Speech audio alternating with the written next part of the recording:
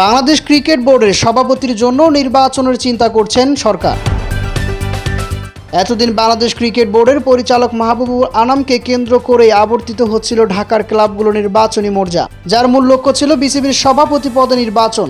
কিন্তু আচমকায় মাহবুব আনাম জানিয়ে দিয়েছেন তিনি সভাপতি পদে নির্বাচন করবেন না। যেহেতু সভাপতি পদে নির্বাচন করবেন না, তাই স্বাভাবিকভাবেই ঢাকার ক্লাবগুলো নির্বাচনী মোর্চায় বাইরে চলে গেছেন মাহবুব আনাম। এখন ঢাকার ক্লাবগুলোর নিয়ন্ত্রণ নেবেন কে?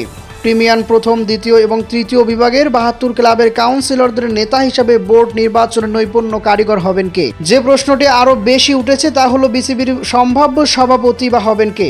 এর উত্তরে বিসিবি প্রধান পদে শুরু থেকে বেশ কটি নামই উঠে এসেছে। দেশের ক্রিকেট ইতিহাসের সব সময়ের অন্যতম দক্ষ, মেধাবী ও কর্মা সংগঠন হিসাবে সমাদৃত সৈয়দ আশরাফুল হকের নাম উচ্চারিত হয়েছে। বিসিবির সাবেক সাধারণ সম্পাদক ও বাংলাদেশের টেস্ট স্ট্যাটাস প্রাপ্তির অন্যতম রূপকার এবং এসিসির সাবেক প্রধান নির্বাহীর যোগ্যতা ও দক্ষতা প্রমাণিত, তাই তার সভাপতি হওয়ার খবর বেশ সাড়াও জেগেছিল। কিন্তু সময়ের প্রবাহতায় তা নিয়ে আর তেমন হইচই নেই। আশরাফুল হক নিজে কিংবা তার পক্ষেও কেউ সেভাবে প্রচারণার নামেনি। পাশাপাশি বিসিবির সভাপতি পদে আলী আসগর লবির নামও উচ্চারিত হয়েছে। সর্বশেষ বিএনপি শাসন আমলে ২০০১ ও ২০০৬ পর্যন্ত বোর্ড প্রধানের দায়িত্ব পালন করেছিলেন তিনি, কিন্তু সময়ের প্রবাহতায় সেগুলো ঢাকা পড়ে গেছে। এরপর থেকে ঘুরে ফিরে কয়েকটি নামই উচ্চারিত হয়েছিল। প্রথমে ফারুক আহমেদ, পাশাপাশি তামিম ইকবাল, পরে মাহবুব আনাম আর সবশেষে আমিনুল ইসলাম বুলবুল। এর মধ্যে মাহবুব আনাম দৃশ্যপটের বাইরে চলে গেছেন। এখন নতুন কোনো নাম উঠে আসলে ভিন্ন কথা। হঠাৎ নতুন কোনো চরিত্র আলোচনার কেন্দ্রবিন্দুতে উঠে না আসলে এখন চোখে পড়ছেন আমিনুল ইসলাম বুলবুল। বর্তমানে জাতীয় দলে এই সাবেক অধিনায়কই পরবর্তী সভাপতি হওয়ার দৌড়ে বাকিদের চেয়ে এগিয়ে। সঙ্গে তামিম ইকবালও থাকতে পারেন। যদিও জাতীয় দলের সাবেক দুই অধিনায়কের কেউই এখন পর্যন্ত মুখ ফুটে বিসিবির সভাপতি পদে নির্বাচনের ঘোষণা দেননি। তবে সব হিসাব নিকেশ আর সমীকরণে ঘুরে ফিরে আমিনুল ইসলাম বুলবুল ও তামিম ইকবালের নামই উঠে আসছে।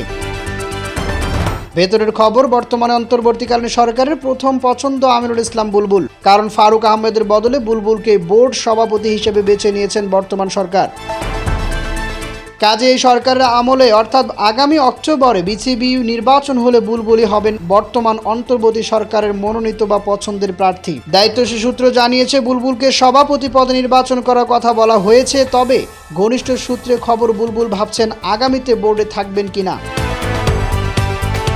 মনে মনে বুলবুলের চিন্তা অনেকটাই এমন, বিসিবি নির্বাচন তো অক্টোবরে, এর কয়েক মাস পর আবার জাতীয় নির্বাচন হবে।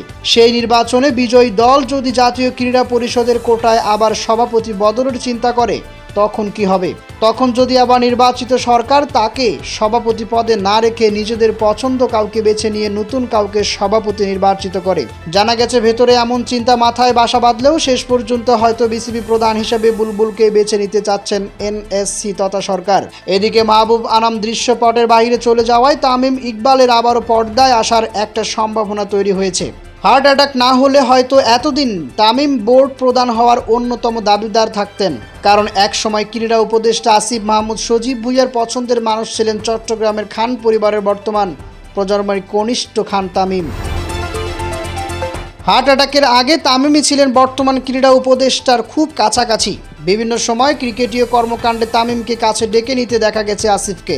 অসুস্থ হওয়ার কারণেই হোক কিংবা অন্য কোনো কারণে মাঝের দিকে তামিম নিজেকে খানিক গুটিয়ে নিয়েছেন। শোনা যাচ্ছিল তামিম বোর্ড পরিচালক হতে চান, সেই সম্ভাবনাও ছিল প্রচুর। ঢাকার ক্লাব কোটায় তামিমের পরিচালক নির্বাচিত হওয়ার সম্ভাবনাও আছে যথেষ্ট। কিন্তু এখন আবার শোনা যাচ্ছে জাতীয় দলের এই সাবেক অধিনায়ক বোর্ড নির্বাচনের সভাপতি পদে দাঁড়াতে পারেন।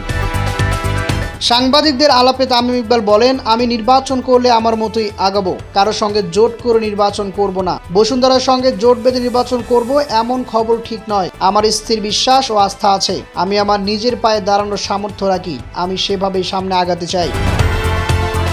যে কারোর জন্য চ্যালেঞ্জ ছুড়ে দিতে পারেন, যদিও তিনি নিজ মুখে নির্বাচন করার ঘোষণা দেননি এখনো। ক্রিকেট পাড়ায় জোর গুঞ্জন ফারুক আহমদও প্রার্থী হয়ে দাঁড়াতে পারেন, তারও নির্বাচনের সম্ভাবনা রয়েছে। যদি তাই হয় তাহলে বিসিবির পরবর্তী সভাপতি পদে লড়াই হবে জাতীয় দলের ৩ সাবেক অধিনায়কের মধ্যে। দেখা যাক শেষ পর্যন্ত বাংলাদেশ ক্রিকেট বোর্ড বিসিবির সভাপতি হিসেবে নির্বাচিত হয় কে।